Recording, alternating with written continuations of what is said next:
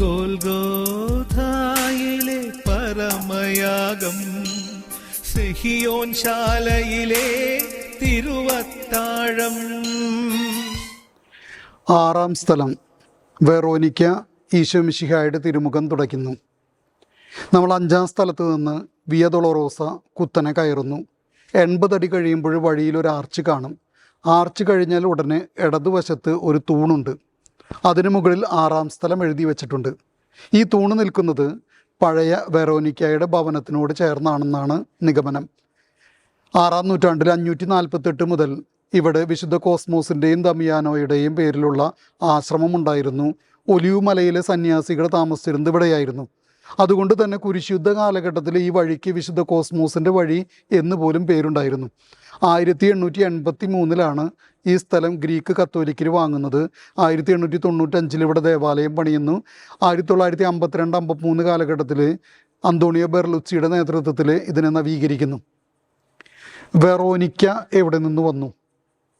Palestinian പാരമ്പര്യമനുസരിച്ച് എവ്സേബിയൂസ് പറയുക, 12 വർഷമായി രക്തസ്രാവമുണ്ടായിരുന്ന ആ സ്ത്രീ കർത്താവിൻ്റെ പുറകിലൂടെ വന്ന് വസ്ത്രത്തിൻ്റെ വിളുമ്പിൽ തൊട്ട് സൗഖ്യം പ്രാപിക്കുന്ന ആ സ്ത്രീ, അവളാണ് വെറോനിക്ക.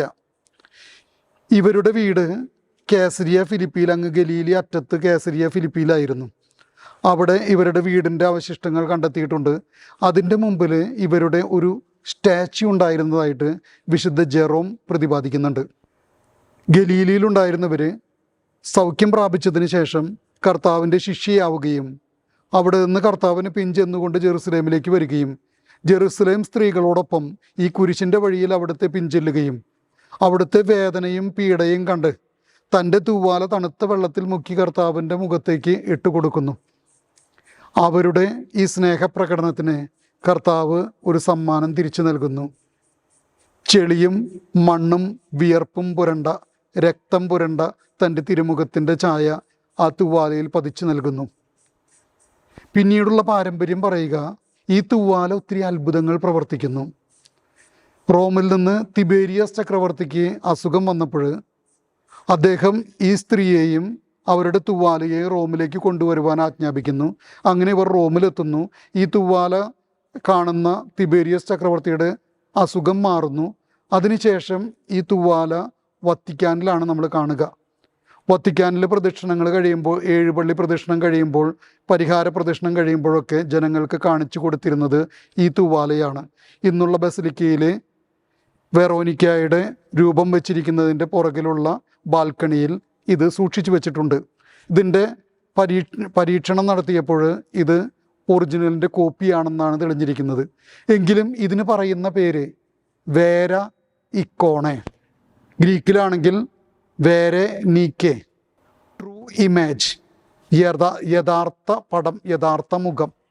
അത് തന്നെയാണ് അതിൻ്റെ അർത്ഥമാക്കുന്നത്. വെറോനിക്ക നമ്മുടെ മുമ്പിൽ വയ്ക്കുന്ന ഒരു ചോദ്യമുണ്ട്. ഏത് പ്രതിസന്ധിയിലും, ഏത് സഹനങ്ങളിലും, പീഡകളുടെ ഇടയിലും കർത്താവിന് വേണ്ടി നിലപാടെടുക്കാനുള്ള സ്നേഹത്തിൻ്റെ ആഴങ്ങൾ നമുക്കുണ്ടോ? വേദനിക്കുന്നവരോട്, സഹിക്കുന്നവരോടൊപ്പം സഹതപിക്കാനും ആകുന്ന വിധത്തിൽ അവരെ സഹായിക്കാനുമുള്ള മനസ്സും താല്പര്യവും നമുക്കുണ്ടോ? ഈശോമിശിഹായ്ക്ക് സ്തുതിയായിരിക്കട്ടെ. ഗോൽഗോഥായിലെ പരമയാഗം, സിഹിയോൻ ശാലയിലെ തിരുവത്താഴം.